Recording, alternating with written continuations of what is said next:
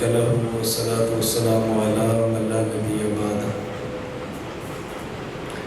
أما بعد فأعوذ بالله من الشيطان الرجيم بسم الله الرحمن الرحيم اهدنا الصراط المستقيم اللهم صل على محمد وعلى آل محمد كما صليت على إبراهيم وعلى آل إبراهيم إنك حميد مجيد اللهم بارك على محمد وعلى آل محمد كما باركت على إبراهيم وعلى آل إبراهيم إنك حميد مجيد۔ اللہ تعالیٰ کا شکر ہے، اللہ تعالیٰ نے ہمیں توحیدی بھی بنایا ہے، تقلیدی بھی بنایا ہے۔ ہم توحید اور تقلید دونوں پر فخر کرتے ہیں، شرمندہ ہرگز نہیں ہیں۔ تقلید پر 4 بنیادی باتیں ہیں جن کو سمجھنا ضروری ہے۔ نمبر 1 تقلید کی تعریف، نمبر 2 تقلید کے دلائل، نمبر 3 تقلید پر ہونے والے اعتراضات کے جوابات، نمبر 4 تقلید نہ کرنے کے نقصانات۔ تقلید کی تعریف اور تقلید کے دلائل، ان پر بات ہو چکی ہے۔ تقلید پر اعتراضات اور ان کے جوابات اور تقلید نہ کرنے کے نقصانات، ان 2 پر بات ہوگی۔ آج ہم بات کریں گے تقلید پر اعتراضات کے جوابات، اور آئندہ جو ہمارا درس ہوگا اس میں قربانی کے مسائل آئیں گے انشاءاللہ۔ اس سے آئندہ جو درس ہوگا وہ انشاءاللہ العزیز پھر تقلید پر ہوگا۔ تو تقلید پر یہ مسلسل چلیں گے اس بار، درمیان میں جو موسم آئے گا اس کے مطابق گفتگو ہوگی۔ موسم گرمی کا ہو تو سپرے ہوتا ہے مچھر مکھیوں سے بچنے کے لیے، مقصود مچھر اور مکھیاں مارنا نہیں ہوتا، دوڑانا ہوتا ہے۔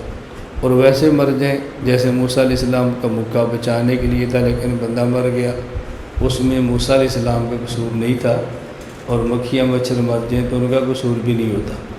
تو ہمارا مقصد یہ ہے بھئی مکھیاں مچھر صاحب پہ ہوں اور اچھے موسم سے ہم اچھی طرح لطف اندوز ہوں۔ صحت مند قومیں ان چیزوں کا خیال رکھا کرتی، جس طرح جسمانی صحت ضروری ہے اس سے بڑھ کر روحانی صحت بھی ضروری ہے۔ تقلید پر ہونے والے شبہات اور اعتراضات اور ان کے جوابات، قرآن کریم میں ہے الیوم اکملت لکم دینکم واتممت علیکم نعمتی ورضیت لکم الاسلام دینا، سورۃ المائدہ آیت نمبر 3۔ جو لوگ تقلید کو نہیں مانتے وہ کہتے ہیں رسول اللہ صلی اللہ علیہ وسلم کی وفات مبارکہ سے تقریباً 80 یا کچھ کم و بیش دن قبل اللہ رب العزت نے حجۃ الوداع کے موقع پر یہ آیت نازل فرمائی الیوم اکملت لکم دینکم، کہ ہم نے تمہارے لیے تمہارے دین کو کامل اور مکمل کر دیا۔ جب دین کو کامل کیا اس وقت تقلید بھی نہیں تھی اور امام ابو حنیفہ جیسے مجتہد بھی نہیں تھے، تو پھر تقلید کی بات کرنا، تقلید کی ضرورت محسوس کرنا، اس کا معنی یہ ہے کہ دین ناقص تھا اور کامل بعد میں ہوا ہے۔ جو جب دین کامل ہو گیا اس وقت تقلید تو نہیں تھی، تو اب تقلید کی بات کرنا یہ دین میں اضافہ ہے، اور جو چیز دین میں نہ ہو اس کو دین سمجھ کر اضافہ کریں اسے بدعت کہتے ہیں۔ لہذا حدیث پاک میں ہے من احدث فی امرنا ھذا لیس منہ فہو رد، رسول اللہ صلی اللہ علیہ وسلم نے فرمایا کہ جو کچھ میں نے تمہیں دیا ہے کوئی چیز اس میں نہ ہو اور بعد والے اضافہ کر کے اس میں شامل کر لیں تو وہ مردود ہے۔ تو حضور پاک کے دور میں نہیں تھی، لہذا یہ دین میں اضافہ ہے جو بدعت ہے۔ ہم کہتے ہیں بات سمجھیں۔ پہلی بات یہ ہے کہ دین سے یہاں مراد کیا ہے، دین کے کامل ہونے سے مراد کیا ہے، کہ دین کامل ہے۔ تکمیل دین کسے کہتے ہیں؟ دین کے کامل ہونے کا معنی یہ ہے کہ جو مسائل چاہیے تھے اس وقت وہ مسائل دے دیے، اور جو مسائل اس وقت نہیں چاہیے تھے اور بعد میں پیدا ہونے تھے ان کے حل کے لیے اصول دے دیے، لہٰذا دین کامل ہو گیا۔ جو مسائل تھے ان کا حل دے دیا، بتا دیا، اور جو مسائل آئندہ پیش آنے تھے ان مسائل کے لیے اصول دے دیے۔ اب تمہیں مسائل اور مسائل کے اصول کی لکھی اور جاننے کی ضرورت نہیں ہے، دین کامل اور مکمل ہو گیا۔ مثلا رسول اکرم صلی اللہ علیہ وسلم کے دور میں کوئی شخص بیمار ہوتا تو حجامہ، پچھنے، سنگیاں لگوا کر خون نکالا جاتا، اور آج کوئی بیمار ہو تو اس کا خون نکالا نہیں جاتا، خون لگایا جاتا ہے۔ اس وقت مسئلہ یہ تھا خون نکلوانا جائز ہے؟ جی جائز ہے۔ اب مسئلہ ہے کہ خون چڑھانا جائز ہے؟ بتاؤ اس کا جواب کہاں پر ہے؟ اس دور میں تو خون چڑھاتے تھے ہی نہیں، مسئلہ ہی نہیں تھا۔ اب خون چڑھانا ہے تو یہ مسئلہ تو بتایا نہیں۔ اب ہم یہ مسئلہ کن سے لیں؟ عیسائیوں سے لیں، یہودیوں سے لیں، ہندوؤں سے لیں، کس سے لیں؟ دین سے لینا ہے، قرآن سے لینا ہے، قرآن میں لکھا ہوا نہیں ہے۔ حدیث سے لینا ہے، حدیث میں لکھا ہوا نہیں ہے۔ تو پھر ہم کیا دین کو ناقص کہہ دیں؟ نہیں، دین کامل ہے۔ اس کے لیے اصول دے دیا ہے، بس وہ اصول مل گیا۔ اب اس سے جو مسائل لکھیں گے وہ دین کے ہوں گے، دین سے باہر نہیں ہوں۔ خون کیوں نکالا جاتا تھا؟ بھائی خون بڑھ گیا ہے، خون بڑھنے سے، حرارت سے، گرمی سے جسم میں حرارت بڑھے گی، تکلیف ہوگی، کچھ نکال دو، حرارت کم ہو جائے، بدن معتدل ہو جائے، بیماری ٹھیک ہو جائے گی۔ اور اب خون کم ہو گیا ہے، بندہ بیمار ہو گیا ہے، یہ مر جائے گا، مزید کم ہو گیا، لہذا خون چڑھا دو تاکہ بندہ ٹھیک ہو جائے۔ اب ہم نے دیکھا کہ جو وجہ خون نکالنے کی تھی وہی وجہ آج خون دینے کی ہے، تو جس بنیاد پہ نکالنا جائز تھا اسی بنیاد پہ دینا بھی جائز ہے۔ اب یہ دین کے اندر کا مسئلہ، دین کے باہر کا تو نہیں ہے، لیکن سوال یہ ہے کہ ہر بندہ تو یہ نہیں سمجھ سکتا نا، تو جو سمجھتا ہے اس کا نام ابو حنیفہ ہے، اور جو ان کی بات کو مانتے ہیں ان کا نام مقلد ہے، اور ان کی بات ماننے کا نام تقلید ہے، اور ان کے نکالنے کا نام اجتہاد ہے۔ اب یہ اجتہاد اور تقلید، مجتہد اور مقلد، یہ الیوم اکملت لکم کے خلاف نہیں ہے۔ اس کا معنی یہ ہے کہ دین کامل ہے، کیونکہ دین میں اس وقت جو مسئلہ نہیں تھا 1500 سال بعد پیش آیا۔ یہ دین کا کمال ہے اور کامل ہونے کی دلیل ہے کہ اس کا حل 1500 سال پہلے پیش کر دی۔ تو یہ کامل ہونے کی دلیل ہے، یہ ناقص ہونے کی دلیل ہے؟ تو یہ اس کا معنی ہے کہ دین کامل ہے، یہ ہے تکمیل دین۔ تو دین کے کامل ہونے کا معنی جواب کا خلاصہ ذہن میں رکھیں۔ خلاصہ کیا ہے کہ جو اس وقت مسائل پیش آئے ان کا جواب دے دیا، اور جو مسائل بعد میں پیش آنے تھے ان کو نکالنے کے لیے اصول دے دی، دین کامل ہو گیا بس۔ اب فقہ بھی تکمیل دین کے خلاف نہیں ہے، امام حنیفہ کا وجود بھی تکمیل دین کے خلاف نہیں ہے۔ یہ بات اچھی طرح ذہن نشین فرما لیں۔ اس لیے ہم کہتے ہیں کہ اب یہ جو مسائل اس وقت نہیں تھے بعد میں آئے، یہ مسائل شریعت کے ہیں، دین کے ہیں۔ کیوں؟ ان مسائل کو شریعت کے دیے ہوئے اصولوں سے نکالا ہے۔ اس کی ایک مثال سمجھ لیں تاکہ بات مزید کھل جائے۔ ہم اسکول میں پڑھتے ہیں، مدرسے میں پڑھتے ہیں، چھوٹے چھوٹے بچے ہیں، ہم نے ایک اصول پڑھا ہے کہ 3 × 3 6 ہوتے ہیں، 3 × 3 6 ہوتے ہیں۔ جیسے ریاضی کی کتاب میں مثال لکھی ہے 3 پینسل جمع 3 پینسل، یہ 6 پینسل ہیں۔ بس ایک اصول دیا اور ایک مثال دے دی۔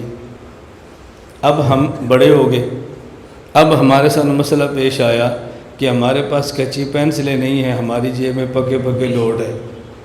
اب یہ 3 نوٹ جمع 3 نوٹ، یہ کتنے ہوں گے؟ 6 نوٹ۔ کہاں لکھا ہے؟ کہا جی ریاضی میں۔ کھولو ذرا، وہاں تو لکھا ہے 3 پینسل جمع 3 پینسل، وہاں تو 3 نوٹ جمع 3 نوٹ لکھا ہوا ہی نہیں ہے۔ اب ہم کہیں گے ریاضی والے نے کمال یہ کیا ہے، ایک مثال دی تھی اور ایک اصول دیا تھا۔ جب ہم بچے تھے تو مثال سامنے تھی، اور جب بڑے ہو گئے تو اصول سامنے آ گیا. اب اس اصول کی روشنی میں جتنے مسائل 3 + 2 ہوں گے ان کو ریاضی کے مسائل ہی کہیں گے. یہ نہیں کہیں گے ریاضی سے باہر کا مسئلہ ہے، یہ تو ریاضی میں لکھا ہوا ہی نہیں ہے، یہ تو ہمارا کمال ہے، ہم نے بنا لیا ہے. ہمارا کمال نہیں ہے، یہ اسی کا کمال ہے جو اصول بھی لکھ کے دے گیا اور مسئلہ بھی لکھ کے دے گیا. تو یہ امام ابو حنیفہ کا کمال ہے کہ 1400 سال گزرنے کے باوجود بھی اس مرد قلندر کے اصولوں سے مسائل نکالے جا رہے ہیں. اور یہ صرف ہم عقیدت میں نہیں کہتے، ہم دلیل سے کہتے ہیں. میں آپ کو بارہا کہتا ہوں نا، ہمارے بعد مشائخ فرماتے ہیں ہم اندھے مقلد ہیں. میں ان کے جملے کی قدر کرتا ہوں، لیکن میں کہتا ہوں کہ ہم اندھے مقلد نہیں ہیں، دیکھ اور سمجھ کر مقلد ہیں. اندھے کو تو کوئی دائیں بائیں بھی گھسیٹ کے لے جا سکتا ہے، لیکن دیکھنے والے کو کون گھسیٹے گا؟ ہم صرف عقیدت میں مقلد نہیں ہیں، ہمارے پاس دلائل ہیں. ہم نے دیکھا ہے امام حنیفہ کتنا بڑا آدمی ہے، ہم نے دیکھا ہے دیوبند والے کتنے بڑے آدمی ہیں. اس لیے ہم جلدی نہ حنفیت سے دستبردار ہونے والے ہیں اور نہ ہی دیوبندیت سے دستبردار ہونے والے ہیں. ہم نہیں دستبردار ہو سکتے، یہ بالکل آپ ذہن نشین فرما لیں انشاءاللہ. یہ تو جواب میں نے دیا ہے. جو یہ دلیل پیش کرتا ہے آیت، اس سے ایک سوال بھی کریں. وہ سوال یہ کریں، قرآن کریم میں ہے الیوم اکملت لکم دینکم واتممت علیکم نعمتی. تو پہلے لفظ آیا ہے الیوم، اس کے بعد ہے اکملت لکم دینکم. آپ نے اعتراض کیا لفظ اکملت کو لے کر جو بعد میں ہے، اور ہم اعتراض کرتے ہیں الیوم کو لے کر جو پہلے ہے. اگر اس آیت کا یہی معنی ہے جو آپ سمجھیں کہ جی یہ آیت نازل ہوئی، دین کامل ہو گیا، امام حنیفہ اس کے بعد ہیں لہٰذا بدعت ہے، فقہ اس آیت کے بعد ہے لہٰذا بدعت ہے، جو چیزیں اس کے بعد ہیں وہ بدعت ہے. ہمارا سوال یہ ہے الیوم اکملت لکم کیا قرآن کی آخری آیت ہے؟ نہیں، آخری آیت ہے واتقوا یوما ترجعون فیہ الی اللہ. تو پھر کہو کہ یہ دین میں اضافہ ہے اور بدعت ہے. کیوں؟ یہ الیوم اکملت لکم کے بعد نازل ہوئی، کہو یہ بدعت ہے. کیا یہ آیت اس وقت نازل ہوئی جب رسول اللہ صلی اللہ علیہ وسلم کا آخری سانس تھا، یا اس وقت نازل ہوئی کہ ابھی آپ کے دنیا سے جانے میں 80 دن باقی تھے؟ اگر آخری سانس تھا تو ٹھیک ہے، اور اگر 80 دن باقی تھے تو اس آیت کے بعد جو 80 دن کے آپ کے افعال، آپ کے اقوال، آپ کی تقاریر جو احادیث ہیں، کہو وہ بھی بدعت ہے اور دین میں اضافہ ہے. اب اس کا جواب کیا دیں گے؟ نہیں جی، الیوم کا معنی وہ نہیں جو آپ سمجھے ہیں. ہم بھی کہتے ہیں اکملت لکم کا معنی وہ نہیں جو آپ سمجھے ہیں. الیوم کا معنی کیا ہے؟ جی الیوم سے مراد وہ خاص دن نہیں ہے جب آیت نازل ہوئی. الیوم سے مراد حضور پاک کا زمانہ ہے. تو ہم نے کہا اکملت سے مراد خاص مسائل نہیں جو حضور کے دور میں تھے، اکملت سے مراد ان مسائل بھی ہیں اور بعد میں آنے والے مسائل کے حل کے لیے اصول بھی. تم الیوم میں تعویل کرو تو جائز ہے، اور ہم اکملت میں تعویل کریں تو بدعت ہے. ان میں فرق تم بیان کرو. فاتوا برہانکم ان کنتم صادقین. اور ہم بھی کہتے ہیں فَإِن لَّمْ تَفْعَلُوا وَلَمْ تَفْعَلُوا فَاتَّقُوا النَّارَ الَّتِي وَقُودُهَا النَّاسُ وَالْحِجَارَةُ. تم نہ ایسا کرو گے نہ قیامت تک کر سکتے. اس کو میں سمجھانے کے لیے کہتا ہوں کہ کسی بھی سوال کے جواب 2 ہوتے ہیں.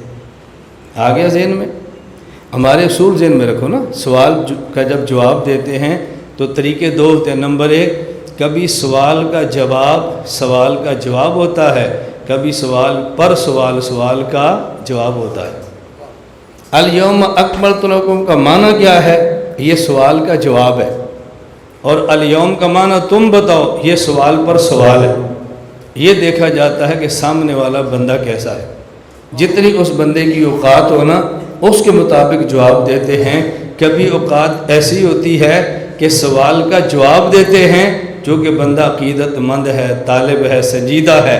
اور کبھی سوال پر سوال کرتے ہیں چونکہ یہ طالب عقیدت مند نہیں بلکہ ضدی اور معاند ہے. ضدی کا جواب اور ہوتا ہے اور معتقد کا جواب اور ہوتا ہے.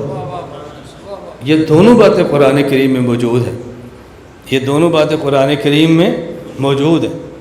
میں اس لیے گزارش کرتا ہوں اس بات کو اچھی طرح سمجھ لو، کبھی سوال کا جواب ہوتا ہے، کبھی سوال پر سوال کا جواب ہوتا ہے، دونوں موجود ہیں۔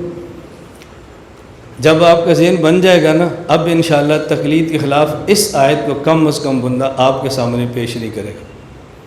اور جس بندے نے، میں مدینہ العلم فیصل آباد کی بات نہیں کرتا، میں پوری دنیا کی بات کرتا ہوں، جس بندے نے اس سوال کا جواب یہ میرا سن لیا، اس کو یاد نہ بھی ہوا، سمجھ نہ بھی آیا، اس بندے کو تقلید سے ہٹا کوئی نہیں سکے گا۔ کیوں؟ وہ سمجھتا ہے کہ جواب ہے، مجھے نہیں آتا، جواب ہے، میں نہیں دے سکتا۔ المیہ یہ نہیں ہے کہ سوال کا جواب نہیں آ رہا، المیہ یہ ہے کہ لوگ سمجھتے اس کا سوال کا جواب ہے ہی نہیں۔ سوال کا جواب ہے، کیوں نہیں ہے؟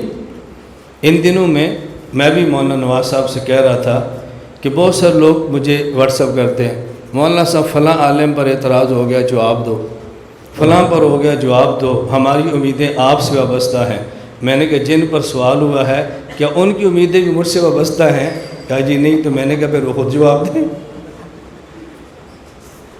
میں جن اکابر کی ترجمانی کرتا ہوں ان پر جو بھی اعتراض ہے جواب بھی دیتا ہوں، اور جو ہمارے کام کی فضول سمجھ رہے ہیں ان پر ہونے والے اعتراض کے جواب میں دوں۔ اسی تہاڑیاں نمازاں پڑھیے، تسی ساڑے لوٹے تروڑو۔ سمجھ آ گئی؟ ہم تمہاری نمازیں پڑھیں، تم ہمارے لوٹے توڑو۔ ہم دلائل پر جواب دے رہے ہیں اور آپ کو پریشان لگی ہے یہ کام ہی ٹھیک نہیں۔ بھائی کیوں ٹھیک نہیں؟ یہ ہمارا کتناواں درس ہو گیا آپ گن لیں۔ کوئی آج تک پولیس آئی ہے، کوئی لڑائی ہوا ہے، کوئی جھگڑا ہوا ہے، کوئی فتویٰ دیا ہے، کسی کو ہم نے برا کہا ہے؟ نہیں کہا، ہمیں ضرورت ہی نہیں ہے۔ لیکن ہم نے اپنے بچوں کو تو سنبھالنا ہے نا، ہم نے اپنے بندوں کو تو سنبھالنا ہے نا۔ یہ بات ذہن نشین فرما لیں۔ دوسرا اعتراض، یہ میں بڑے اختصار سے بات کر رہا ہوں، ورنہ الحمدللہ اللہ کا شکر ہے میں سوال کو کھولتا چلا جاؤں نا تو وقت بھی بہت ہوگا، لیکن جتنے وقت بیان کروں گا آپ تھکو گے بھی نہیں، اکو گے بھی نہیں۔ تھکنا اکنا تو سمجھتے ہیں نا، بس اوقات بندہ اکتا نہیں ہے، بیزار نہیں ہوتا، لیکن تھک جاتا ہے، مجبور ہے نا۔ اور کبھی بندہ تھکتا نہیں ہے، ویسے ہی تنگ آ جاتا ہے، بھی اس مصیبت سے جان چھڑاؤ۔ الحمدللہ میں 6 گھنٹے بھی سبق پڑھاتا ہوں نا تو لوگ تھکتے بھی نہیں، لوگ اکتے بھی نہیں، الحمدللہ۔ یہ میرا کمال نہیں ہے، میں بارہا کہتا ہوں، یہ امام ابو حنیفہ سے لے کر آج تک مشائخ کا جو روحانی تسلسل ہے نا، یہ وہ ہوتا ہے۔ اس میں ہماری کوئی بات نہیں ہے، ہماری بات تو تب ہو جب میں کوئی اپنی بات، میں تو اپنی کہتا ہی نہیں ہوں۔ میں تو بار بار کہتا ہوں، مسلک اہل سنت والجماعت احناف دیوبند کا میں محقق نہیں ہوں، میں ناقل ہوں اور شارح ہوں۔ ناقل کا معنی انہی کی بات کرتا ہوں، شارح کا معنی جہاں سمجھنا ہے اس کی وضاحت کر دیتا ہوں بس۔ اور میں اپنے علماء سے کہتا ہوں جو موجودہ دور کے ہیں، وہ جتنے بھی بڑے ہوں، ہمارے بڑوں سے چھوٹے ہیں، وہ اپنے تفردات پیش نہ کریں، اپنے اکابر جن کے وجہ سے تم اس مقام پر پہنچے ہو انہی کی باتیں پیش کرو، انہی کی باتیں سمجھاؤ، انہی کی باتیں سمجھاؤ۔ یہ مستقل ایک تربیتی عنوان ہے جس کا تعلق سبق سے نہیں ہے، تفصیل سے سمجھنے والا عنوان ہے کہ جب ایک آدمی چھوٹا ہوتا ہے نا، ایک سیڑھی، دوسری سیڑھی، تیسری سیڑھی، وہ چڑھ کے چھت پر جاتا ہے، وہاں سے اس کو کوئی اور کیچ کرتا ہے، یہ بہت بڑا ظلم ہے۔ مجھے جو شہرت ملی ہے، مجھے جو عزت ملی ہے، یہ دیوبند کی وجہ سے ملی۔ میں پہلے دن سے کہتا دیوبند کیا ہے تو میرے منہ پہ تھوکتے بھی نہ۔ میں پہلے دیوبند کے اندر کہتا میں نہیں دیوبند کی رائے کو مانتا، تم مجھے گھاس بھی نہ ڈالتے۔ میں نے دیوبند کہا، تم نے دیسی مرغے کھلائے، تم نے بکرے دیسی گھی میں پکا کر کھلائے، اور جب میں پل گیا اب میں کہتا ہوں دیوبند کیا ہوتا ہے، کیا ہے اصل تو اسلام ہے۔ یہ پہلے دن میں کہتا نا، پھر میں سمجھتا۔ یہ بہت بڑی ایک سازش ہے، بہت بڑی سازش ہے کہ جب آدمی کہیں پہنچتا ہے نا پھر کیچ کوئی اور کرتا ہے۔ میں نے عرض کیا نا، یہ علماء کی تربیتی مجلس کا پہلو ہے۔ جس دن یہ علماء کو بات سمجھ آ جائے گی نا، بھئی یہ بندہ تربیتی بیان کر سکتا ہے، پھر آپ میرے بیان کو سنیں گے تو آپ کو لطف آئے گا۔ ابھی آپ سمجھتے ہیں بس یہ مقلد غیر مقلد سمجھا سکتا ہے، اس لیے آپ وہ سنتے ہیں، چلو یہ اللہ کا شکر ہے کوئی بات تو آپ نے مان لی چلو یہ تو مسئلہ حل ہوا نا بھائی، کوئی بندہ یہ باتیں سمجھا لیتا ہے، چلو یہ الجھن تو ختم ہو گئی نا۔ انشاءاللہ اللہ آپ کو بھی زندگی دے، اللہ ہمیں بھی زندگی دے، یہ ہم نے ساری الجھنیں ختم کرنی ہے انشاءاللہ۔ ہم نے دنیا کو بتانا ہے ہم کون ہیں، ہمارا مسلک کیا ہے۔ ہم گرے پڑے لوگ نہیں ہیں کہ جس کے اجیچے ہمیں رون کر اوپر سے چلا جائے، ہمارا اپنا تشخص اور وجود ہے۔ نمبر 2، بہت سارے لوگ کہتے ہیں کہ جی تقلید ہم تب مانیں گے تم قرآن کریم سے ثابت کرو تقلید کا لفظ ہو، تقلید کا لفظ قرآن سے ثابت کرو، تقلید کا لفظ۔ اب ہم تلاش کرتے ہیں تو نہیں ملتا، تو ہم شک میں پڑ جاتے ہیں۔ سوال یہ ہے، ایک ہے تقلید کہتے کسے ہیں، ایک ہے تقلید کا لفظ۔ توجہ سے بات سمجھیں، ہم ان سے پوچھتے ہیں بھئی آپ تقلید کو نہیں مانتے، توحید کو مانتے ہیں؟ جی بالکل۔ ہم نے کہا ہمارا سوال ہے الحمد سے لے کر والناس تک پورے قرآن میں سے آپ توحید کا لفظ دکھا دیں۔ اگر کوئی مشرک آپ سے کہہ دے میں توحیدی بھائی بننے کے لیے تیار ہوں، میرا ایک ہی مطالبہ ہے قرآن سے لفظ توحید دکھاؤ، کیا تم دکھا سکتے ہو؟ کہا جی نہیں۔ تو میں نے کہا پھر توحید کا انکار کر دیں۔ آپ کہتے ہیں جی صحابہ کرام رضی اللہ تعالی عنہم اجمعین، آپ کہتے ہیں اہل بیت صحابہ کرام جی 1.25 لاکھ ہیں۔ کوئی بندہ اسی طرح کہے کہ جس طرح آپ صحابہ کرام کہتے ہیں اصحاب رسول اللہ، اصحاب محمدن، یہ لفظ آپ قرآن کریم سے دکھاؤ، دکھا لیں گے؟ اصحاب رسول اللہ، اصحاب محمدن اور ساتھ 1.25 لاکھ کا ذکر بھی ہو، دکھا لیں گے؟ تو کیا ان 1.25 لاکھ کو صحابہ مانا چھوڑ دیں چونکہ قرآن میں لفظ نہیں ہے؟ بات صرف اتنی ہے، ایک ہے لفظ صحابیت، ایک ہے اس کا مفہوم، ایک ہے توحید، ایک ہے توحید کا مفہوم۔ قرآن کریم کی سب سے پہلی سورت سورۃ الفاتحہ ہے۔ اس سورۃ الفاتحہ میں ہے ایاک نعبد و ایاک نستعین۔ ایاک نعبد کا معنی یہ نہیں ہم تیری عبادت بھی کرتے ہیں، و ایاک نستعین کا معنی یہ نہیں کہ تجھ سے بھی مدد مانگتے ہیں، اس کا معنی ہم تیری ہی عبادت کرتے ہیں اور تجھ ہی سے مدد مانگتے ہیں، یہی توحید ہے، یہی توحید ہے۔ کوئی کہے نا تیری بھی عبادت کرتے ہیں، اللہ پاک نے سورۃ النور میں مشرک اور زانی کا ذکر اکٹھا کیا، مشرکہ اور زانیہ کا ذکر اکٹھا کیا ہے۔ کیوں؟ جس طرح کوئی عورت اپنے شوہر سے کہے میں تیری بیوی ہوں، شوہر قبول نہیں کرتا۔ کوئی خدا سے کہے میں تجھے بھی سجدے کرتا ہوں، خدا بھی قبول نہیں کرتا۔ بیوی جیسی بھی ہو نا، جیسی بھی ہو، لیکن یہ کہ میں ہوں تیری، یہ ٹھیک ہے میں نے کل نمک زیادہ ڈال دیا، یہ ٹھیک ہے تیرے کپڑے پر میں نے نیل نہیں لگایا، یہ ٹھیک ہے میں مایا نہیں لگا سکی، میں مانتی ہوں کہ میں نے صفائی گھر پہ نہیں کی، میں مانتی ہوں میں تمہارے آنے پر تیار نہیں ہوئی، لیکن اللہ کی قسم میں ہوں صرف تمہاری۔ شوہر سمجھتے بیچاری سے غفلت ہو گئی۔ جب بندہ کہتا ہے نا اللہ ٹھیک ہے میں نے نماز نہیں پڑھی، اللہ ٹھیک ہے میں روزہ نہیں رکھ سکا، اللہ میں مانتا ہوں میں نے بہت گناہ کیے، لیکن یہ بات پکی ہے میں ہوں صرف تیرا، اللہ فرماتے ہیں معاف کر دو، معاف کرو اس کو۔ جس طرح ہی کہنے پر شوہر درگزر کرتا ہے، اسی طرح ہی کہنے پر اللہ کریم بھی درگزر فرماتے ہیں۔ یہ بھی والا مرض ہو، بیوی جتنی اچھی ہو شوہر قبول نہیں کرتا، بھی والا مرض ہو بندہ جتنا بھی اچھا ہو خدا بھی قبول نہیں کرتا۔ جی دیکھو توحید تو ہے، ایاک نعبد و ایاک نستعین، ہم نے کہا توحید کا لفظ نہیں ہے، توحید کا معنی ہے۔ اگر توحید کے معنی سے توحید ثابت ہوتی ہے تو اگلی آیت پڑھ لو، اہدنا الصراط المستقیم صراط الذین انعمت علیہم، ہم ان کے راستے پر چلیں گے جن پر تو نے انعام کیا ہے، دلیل نہیں مانگیں گے، بغیر دلیل کے چلیں گے، اسی کا نام تقلید۔ تو اگر فاتحہ میں توحید کا معنی ہے لفظ نہیں ہے تو سورہ فاتحہ میں توحید کا معنی ہے تقلید کا لفظ نہیں۔ بغیر لفظ توحید کے توحید مانی جا سکتی ہے کہ سورۃ الفاتحہ سے ثابت ہے، تو بغیر لفظ تقلید کے تقلید بھی مانی جا سکتی ہے کہ سورۃ الفاتحہ سے ثابت ہے۔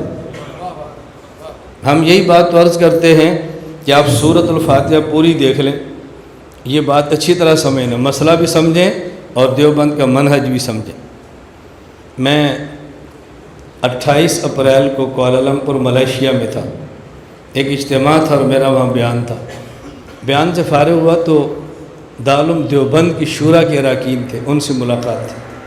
مظاہر سہارنپور کے علماء تھے، اور بھی تھے، بہت بڑی تعداد میں تھے، ان سے ملاقات بھی تھی، نشست ہوئی۔ میں نے ایک جملہ ان سے کہا، وہ جھوم اٹھے۔ انہوں نے کہا مولانا ہمیں تعجب ہے کہ تم نے دیوبند دیکھا نہیں ہے، لیکن یہ تعبیریں جو تیری ہیں یہ ہماری بھی نہیں ہیں۔ میں نے ان سے کہا مسلک اہل سنت والجماعت دیوبند سمجھتے ہیں؟ میں نے کہا اہل سنت والجماعت یہ مسلک ہے، احناف یہ مذہب ہے، دیوبند یہ منہج ہے۔ اہل سنت والجماعت یہ مسلک ہے، احناف یہ مذہب ہے، اور دیوبند یہ منہج ہے۔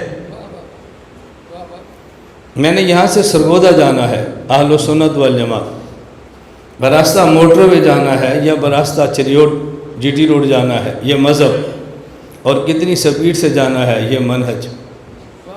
یہ تینوں چیزیں کون سی اسلام کے خلاف؟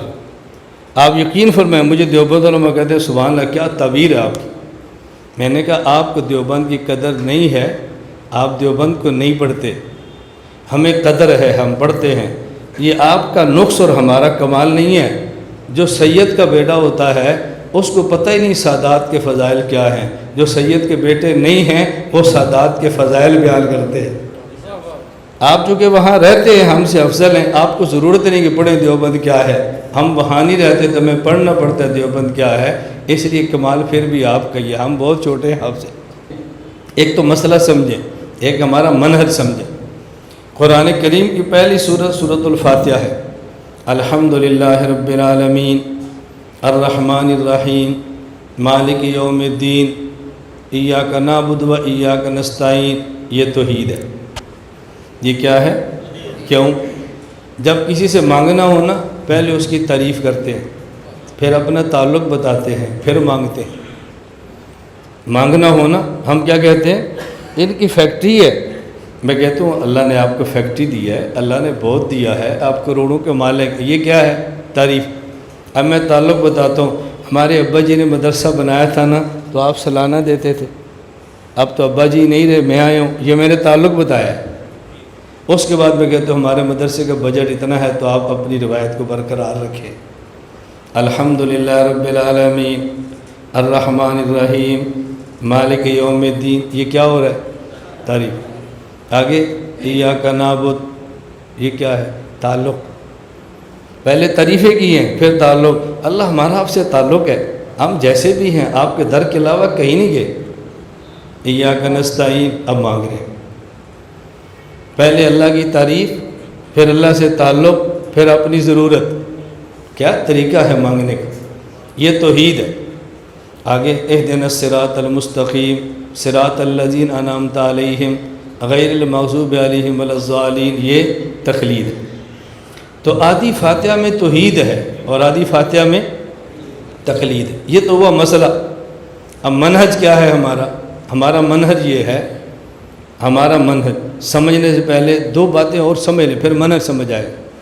مولانا صاحب آپ نے ابھی، مولانا صاحب نہیں کہتے چونکہ ہمیں تو کسی نے چھیڑنا ہی نہیں، کسی اور کی بات کرتے، ہمیں نہیں کسی نے چھیڑنا ہے انشاءاللہ۔ ہماری تو گاڑی کلندری گاڑی پوری دنیا ملک میں گھومتی ہے، اس کو کوئی نہیں روکتا بھی اس سے بات کرو، آپ سے کہیں گے۔ ہم گزرتے جاتے ہیں، گزرتے جاتے ہیں۔ الحمدللہ الحمدللہ۔ بھائی آپ نے زور کی نماز پڑھی ہے؟ جی۔ باجماعت پڑھی ہے؟ جی۔ فاتحہ امام کی وجہ پڑھی تھی؟ نہیں۔ تمہاری نماز اللہ تک نہیں پہنچی۔ ٹھیک، ایک بندہ۔ دوسرا، دادا ابو زندہ ہیں؟ نہیں جی، فوت ہو گئے۔ ان کے لیے کبھی صدقہ بھی دیا ہے؟ جی، مدینہ العلم میں نے 2 دیگیں چاولوں کی بنا کے بھیجی تھی، اس پر سورۃ الفاتحہ بھی پڑھی تھی؟ نہیں، وہ تمہارے ابا جی تک نہیں پہنچے۔ 2 طبقے آگے رہیں۔ ایک طبقہ کہتا ہے امام کو جو فاتحہ نہیں پڑھی تو نماز نہیں پہنچی، دوسرا کہتا ہے دیگ پر فاتحہ نہیں پڑھی تو دیگ نہیں پہنچی۔ پہلا ہے فاتحہ خلف الامام والا، دوسرا ہے فاتحہ علی الطعام والا۔ یہ فاتحہ خلف الامام والا لڑتا ہے کہ فاتحہ نہیں پہنچی، آدھی فاتحہ نہیں مانتا جس میں تقلید ہے، اور فاتحہ علی الطعام والا لڑتا ہے کہ دیگ نہیں پہنچی، آدھی فاتحہ نہیں مانتا جس میں توحید ہے، یہ بھی کا مریض ہے۔ سمجھ آ رہی؟ ایک لڑتا ہے فاتحہ خلف الامام پر، آدھی فاتحہ نہیں مانتا، ایک لڑتا ہے فاتحہ علی الطعام پر، آدھی فاتحہ نہیں مانتا۔ ہمارا منہج کیا ہے؟ فاتحہ نہیں پڑھی پھر بھی پہنچ گئی، دیگ پہ نہیں پڑھی پھر بھی پہنچ گئی، فاتحہ پوری مانتے ہیں، لڑتے کسی پر بھی نہیں۔ تو دیوبند والے لڑنے والے ہیں یا پیار والے؟ لڑاتا کوئی ہے اور مشہور ہم ہیں۔ ہمارا منہج دیکھا، فاتحہ خلف الامام والا فاتحہ خلف الامام پہ لڑتا ہے، آدھی فاتحہ تقلید نہیں مانتا۔ فاتحہ علی الطعام والا دیگ پر لڑتا ہے، آدھی فاتحہ توحید نہیں مانتا۔ ہم دیوبند والے نہ فاتحہ خلف الامام پہ لڑتے ہیں نہ فاتحہ علی الطعام پہ لڑتے ہیں، لیکن مانتے پوری فاتحہ ہے۔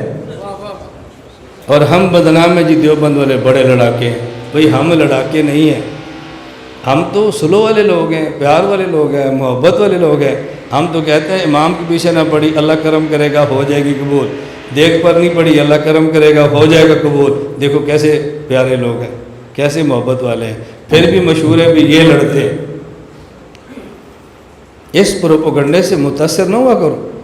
ہمارے لوگ بھی کبھی کہہ دیتے ہیں آخر کوئی بات تو ہے نا کہ لوگ کہتے ہیں تم لڑاکے ہو۔ میں نے کہا جی ہے، کیا بات؟ اس لیے کہ تم نے ریورس گیئر لگا لیے، یہ بات ہے۔ تم کھڑے رہتے اور کہتے کہ نہیں لڑتے تو پروپیگنڈا الٹ جاتا۔ دلیل ذہن نشین ہوگی۔ خلاصہ کیا ہے دلیل کا؟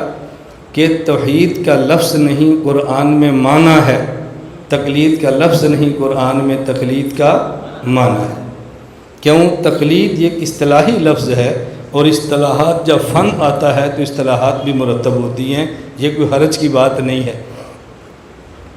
ہم تفسیر پڑھتے ہیں، بھئی قرآن کریم پڑھتے ہیں، اس کے لیے کچھ اصول ہیں، وہ اصولی اصطلاحات قرآن میں نہیں ہیں لیکن ہیں۔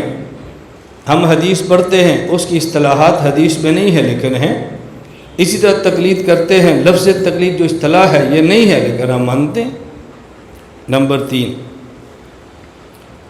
قرآن کریم میں ہے وَإِذَا قِيلَ لَهُمُ اتَّبِعُوا مَا أَنزَلَ اللَّهُ قَالُوا بَلْ نَتَّبِعُ مَا أَلْفَيْنَا عَلَيْهِ آبَاءَنَا سورۃ البقرہ آیت نمبر 170۔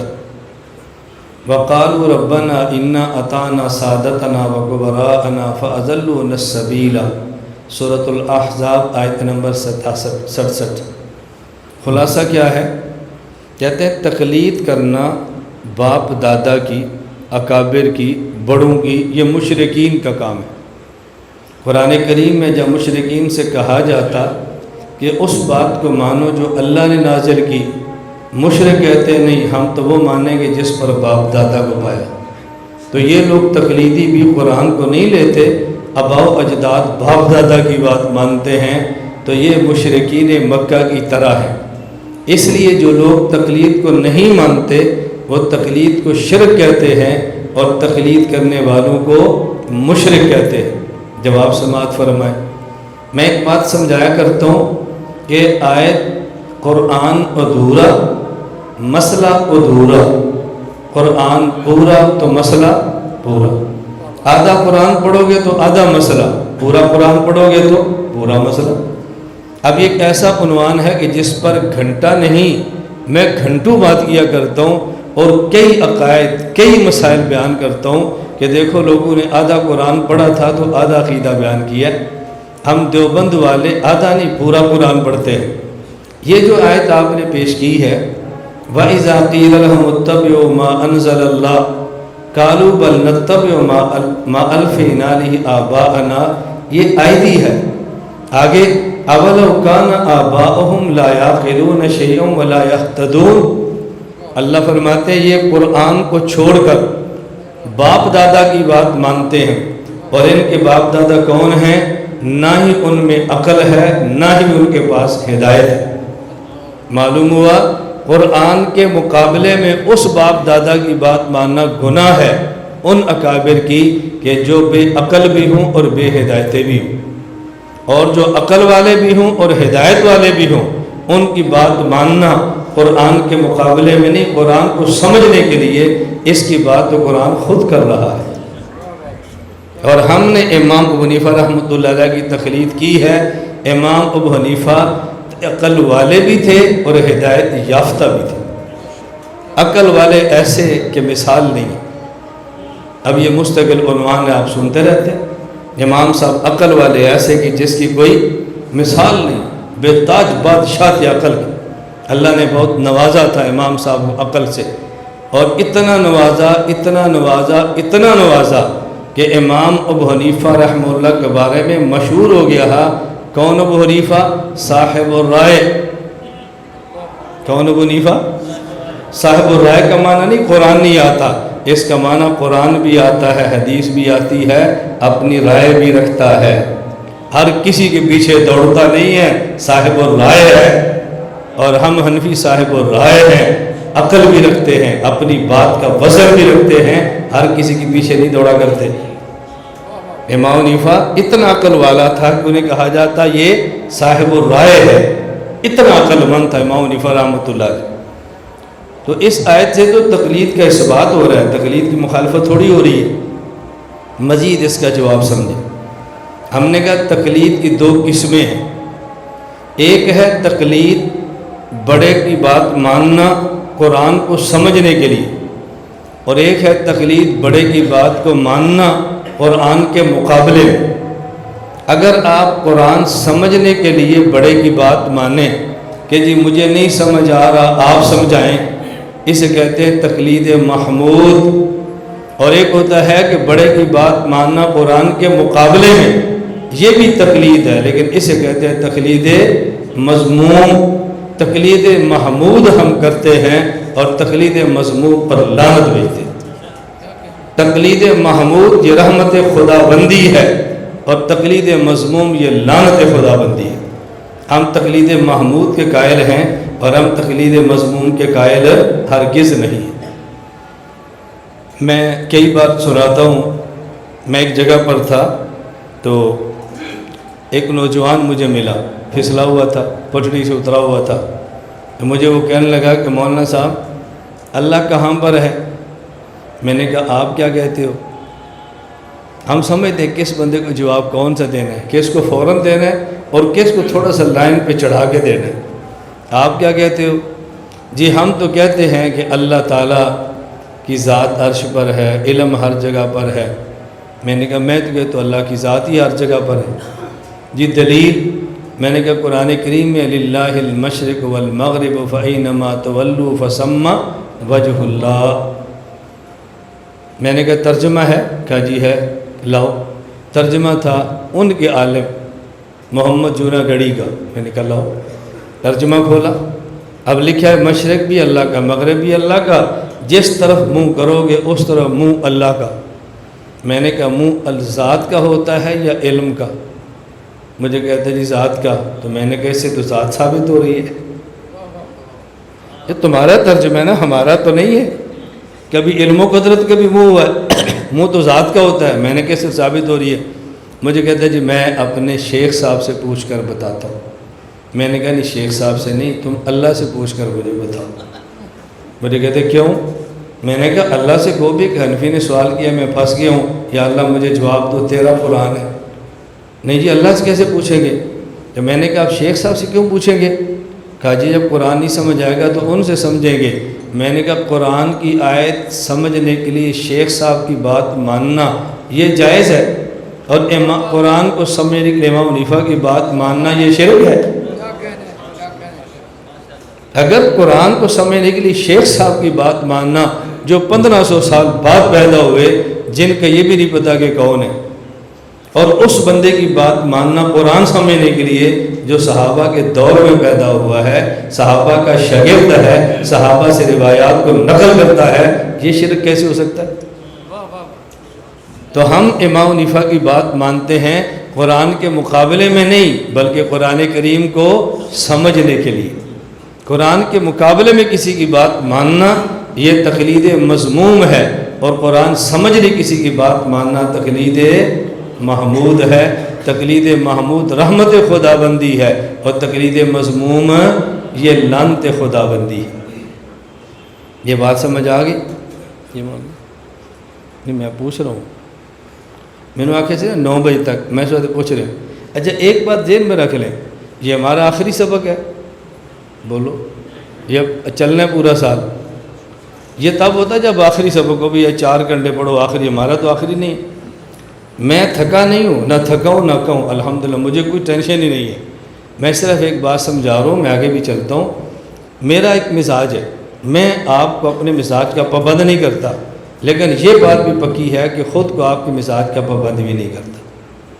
میں اگر آپ کو پابند نہیں کرتا نا تو آپ کے مزاج کا پابند ہوتا بھی نہیں ہوں۔ دونوں باتیں چلیں۔ میں ایک بات سمجھانے لگوں، میرا مزاج یہ ہے کہ بھئی 4 گھنٹے بیان کی بجائے آدھا گھنٹہ کرو اور بات سمجھا دو، بس ایک بات سمجھ آ جائے، 2 بات سمجھ آ جائے، 3 بات بس کافی ہے۔ چھوڑ دو 4 گھنٹے، آدھا گھنٹہ کرو، پونا گھنٹہ کرو۔ میرے جتنے بیانات آپ سنو گے نا، لمبے سے لمبا بیان 1 گھنٹے کا ہوتا ہے، کبھی 2 گھنٹے بھی ہے، 3 بھی ہے، 4 بھی ہے، 6 بھی ہے، لیکن عام طور پہ بیان پونا گھنٹہ 1 گھنٹہ۔ کیوں؟ آدمی کے دماغ کی کیپیسٹی اتنی ہوتی ہے، اس سے زیادہ کور ہی نہیں کر سکتا۔ تو کیپیسٹی سمجھتے ہو نا؟ میں تو کبھی کبھی لفظ بول لیتا ہوں یہ سمجھانے کے لیے بھی، مولانا صاحب تھوڑی تھوڑی انگلش بھی سمجھتے ہیں، ایڈے بھی ان پڑھ نہیں۔ اور ایک ساتھی ہیں ڈیفینس کے، تو مجھے کچھ دن پہلے فون کیا، جی مولانا صاحب میرا یہ نام ہے۔ میں نے کچھ عرصہ پہلے بھی آپ کو فون کیا تھا، آپ کو یاد ہوگا۔ میں نے کہا مجھے نہیں یاد، یہ میرا نام ہے، ڈیفینس لاہور سے بات کر رہا ہوں۔ میں نے کہا میں لاہور ایئرپورٹ استعمال کرتا ہوں، تو میں انشاءاللہ لاہور آیا تو آپ کے گھر آؤں گا۔ ہم بھی چیک کرتے ہیں نا بھی بندہ ہمارا بھی ہے یا نہیں۔ میں نے کہا آپ کیا آتا ہوں؟ مجھے کہتے ہیں ہماری خواہش تو بہت ہے، لیکن ہماری جو فیملی ہے نا ماڈرن ہے، تو وہ آپ آئیں گے تو تھوڑا سا مطلب محسوس کرتے ہیں۔ میں نے کہا میں نے سائیکل پہ نہیں آنا، پراڈو پر آنا ہے۔ میں نے کہا آدھی ماڈرننگ یہ پراڈو دیکھ کر ہی ٹھیک ہو جاتی ہے، تم فکر نہ کرو۔ اور میں نے کہا دوسری بات، جب ہم آپ کی چائے پر بیٹھیں گے نا تو ہم کہیں گے فلاں چیز چائے پہ نہیں ہے، تو ہماری فیملی سمجھ جائے گی یہ ملا دیہات سے نہیں آیا، یہ بہت اوپر سے آیا ہے۔ اس لیے الحمدللہ ہمیں بڑے سے بڑے دنیا دار کے یہاں جاتے ہوئے کبھی بھی الجھن نہیں ہوئی۔ یہ تو میں آپ کی زبان استعمال کر رہا ہوں کہ ہم درویشوں میں بیٹھے ہیں۔ درویشوں میں بیٹھ کے یہ کہنا ہے کہ میں بلا ہوں، یہ ٹھیک نہیں ہوتا۔ بلاؤں میں بیٹھ کر کہنا چاہیے میں تم سے بڑی بلا ہوں، پھر بھی ٹھیک ہے۔ تو سمجھ آ رہی ہے بات؟ اس لیے جب وہ لوگ سمجھتے ہیں نا ہمارا سٹیٹس بہت اوپر ہے، ہم ان میں بیٹھ کر سٹیٹس کی بات کرتے ہیں، ان کو سمجھ آ جاتی ہے۔ یہ میرا موبائل کتنے کا تمہیں نہیں پتا، یہ ان کو پتہ ہے جن کے لیے میں نے خریدا ہوا۔ آپ کے تو کتنا سادہ سا موبائل ہے، 5-10 ہزار کا ہوگا، 1,18,000 کا ہے۔ وہ جو اس کو سمجھتے ہیں نا وہ دیکھتے ہی سمجھ جاتے ہیں۔ میں اسے جیب سے نکال کے جب دونوں اکٹھے رکھتا ہوں نا، وہ سمجھتے ہیں بھی 2 لاکھ کا موبائل نکل آیا، 60 لاکھ کی گاڑی سے اتر آیا۔ جب ہم ایسے گاڑی پہ ٹیبل پہ جان بوجھ کے نکالتے ہیں نا ایسے رکھنے کے لیے، وہ سمجھتے ہیں بھی 70,000 کی گھڑی آ گئی، سب مارٹیں ختم ہو جاتی ہے، سب ختم ہو جاتی ہے۔ اور یہ اتنی چیزیں اللہ نے مجھے اس لیے دیا ہے کہ میں جلسے والوں سے پیسے نہیں مانگتا، غریب سے نہیں مانگتا، امیر سے نہیں مانگتا، کوئی روپیہ دے تو دوسرا نہیں مانگتا، لاکھ روپے دے تو واپس نہیں کرتا۔ شہروں کے جلسے نہیں کرتا، شہروں کے بھی کرتا ہوں، دیہاتوں کے بھی کرتا ہوں، بڑے بڑے اجتماعات سے بھی کرتا ہوں۔ یہ قسم اٹھا کر میں کوئی جھوٹ نہیں، تو 10 بندوں کے جلسوں سے وہی بیان کرتا ہوں جو 10,000 کے مجمع میں کرتا ہوں۔ غریب امیر سب کی جنت ہے، دیہات شہر سب کی جنت ہے، کالے گورے سب کی جنت کا مسئلہ ہے۔ اس لیے ہم ہائی سوسائٹی سے کبھی متاثر نہیں ہوتے، یہ موت تک کا مسئلہ ہے۔ موت کے بعد سمجھ آئے گی تمہاری سوسائٹی کیا تھی۔ جب ہم ہی متاثر ہوں گے تو کسی اور نے کیا کرنا۔ میں کبھی ایک طلباء کو واقعہ سناتا ہوں، بات ختم کرتے ہیں۔ طلباء کو آپ نے سنا ہے نا، تیمور لنگ بادشاہ تھا، جنگ میں پاؤں پہ زخم آیا تو ٹانگ یوں ہوگی، بالکل سیدھی نہیں ہوتی، تھوڑی فولڈ رہتی، ٹیڑھی رہتی تھی۔ علامہ سعد الدین تفتازانی کو بنایا، یہ تب مفسر محدث فقیہ نہیں، یہ منطقی عالم ہے، ان کو بلایا، تخت سجا ہوا ہے، تیمور لنگ بیٹھا ہوا ہے اور ایسے ٹیک لگا کے یوں ٹانگ بچھا کر بیٹھا ہوا، ٹانگ کھول کے۔ سعد الدین تفتازانی آئے، ٹانگ پر سٹیج پر بیٹھے تخت پر، اور سیدھی ٹانگ بادشاہ کی طرف کر کے ٹیک لگا لی۔ تیمور لنگ سمجھا کہ سعد الدین تفتازانی نے ایسے کیوں کیا، اس نے کہا تیمور لنگ نے ماں معذورم کہ مارا لنگ است، علامہ صاحب میں مجبور ہوں کہ میرے پاؤں میں ٹیڑھا پن ہے، یہ پاؤں سیدھا نہیں ہوتا، میں تو مجبور ہوں، ماں معذورم کہ مارا لنگ است۔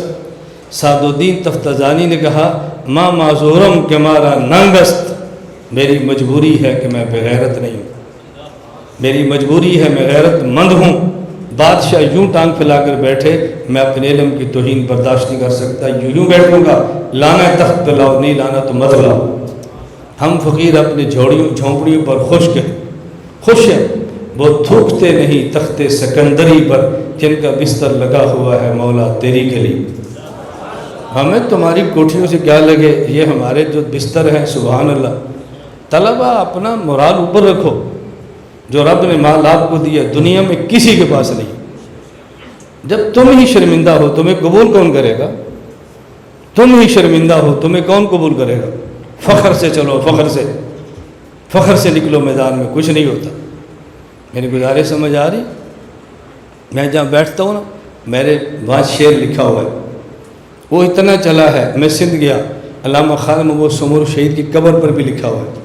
میں باہر گیا، لوگوں نے بنا کر اپنی جگہ پر لگائے، میں لکھ کر لگایا ہوا ہے، شاید آپ کے ذہن میں ہوگا۔ جو جاتے ہیں نا، میں خاک نشیں ہوں میری جاگیر مسلح، شاہوں کو سلامی میرے مسلک میں نہیں ہے۔ میں خاک نشیں ہوں میری جاگیر مسلح، شاہوں کو سلامی میرے مسلک میں نہیں ہے۔ میں نے بھی جانا ہے، میں نے آگے سفر کرنا ہے، میں نے صبح اپنا سبق پڑھایا ہے، زور کے بعد پھر سبق پڑھایا ہے، ابھی رات پھر میں نے سفر کرنا ہے۔ تو انہوں نے کہا مولانا اگر تکلیف نہ تو صبح کا درس ہوگا، میں نے کہا تکلیف ہوگی تب بھی ہوگا، تکلیف نہ ہو کیا ہوتا ہے؟ قرآن کریم میں ہے لَقَدْ خَلَقْنَا الْإِنسَانَ فِي كَبَدٍ، ہمیں پیدا ہی مشقت میں کیا ہے۔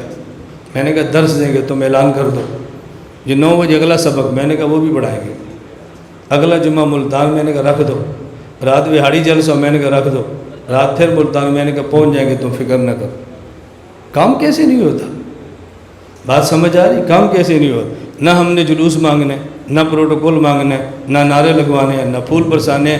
میں جلسوں میں جاتا ہوں، گاڑی روک دیتا ہوں، بھئی یہ پھول اتار دو، رکھو پھول، چلو اندر بیٹھو، چلو بیان سنو۔ جلوس استقبال ہوتا ہے جب مقابل گھسر کرے، پھر جلوس نکالو، پروٹوکول سے آؤ، اور جب مقابل سویا پڑا ہو پھر سکون سے آؤ۔ جب اس نے ہتھیار پھینک دیا، اب کیا تم نے جلوس نکالا ہے؟ اللہ کا شکر ہے اب بہت سارے لوگوں نے ہتھیار پھینک دیے، اور ہمارے بڑوں کے پاس جا کر کہتے ہیں جی ہم تو نہیں، مولانا گھمن صاحب کو سمجھاؤ۔ میں نے کہا ہمیں نہ سمجھاؤ، انہی کو سمجھاؤ۔ ہم جو مسئلہ بیان کرتے ہیں کسی کے مقابلے کی وجہ سے نہیں، ہم اپنا مسئلہ مسلسل بیان کرتے ہیں اور کرتے رہیں گے انشاءاللہ۔ دنیا میں ایک غیر مقلد، ساری دنیا غیر مقلد ہو تب بھی بیان کریں گے، اور دنیا میں ایک بھی غیر مقلد نہ ہو تب بھی بیان کریں گے۔ ہم تمہاری وجہ سے نہیں کر رہے، مسئلے کا تسلسل ہے۔ میں اب کچھ دن پہلے ایک جگہ بیٹھا تھا، تبلیغ والے احباب تھے، میں نے ان سے بات کی، میں نے کہا یہ بتاؤ آپ کے گھر کے سارے فرد تبلیغ کی ترتیب کے مطابق سالانہ چلہ لگائیں، ماہانہ سروزہ لگائیں، خواتین ترتیب کے مطابق وقت لگائیں، تو آپ اپنے گھر میں تعلیم کرانا چھوڑ دیں گے؟ کہتے ہیں نہیں۔ میں نے کہا کیا ضرورت ہے کرانے کی تعلیم؟ نماز سب پڑھ رہے ہیں، سالانہ چلہ سب لگا رہے ہیں، شب جمعہ پہ جا رہے ہیں، خواتین کی ترتیب بھی بنی ہے، کیوں کر رہے ہیں تعلیم؟ کیا یہ تو تسلسل ہے؟ میں نے کسی طرح ہمارے عقیدے کا بیان بھی تسلسل ہے، تسلسل ہے۔ مولانا محمود مدنی جمعیت علماء ہند دیوبند والے ملیشیا مجھے ملے، کہا مولانا آپ یقین فرمائیں پورا دارالعلوم دیوبند اس بات کا معترف ہے کہ آپ نے کام اعتدال سے کیا ہے، رد فرقے باطلہ پہ کیا ہے اور مسلسل کیا ہے۔ ہم اس کا اعتراف کرتے ہیں۔ اللہ تعالی ہم سب کو توفیق عطا فرمائے۔ تو یہ سلسلہ چلتا رہے گا انشاءاللہ۔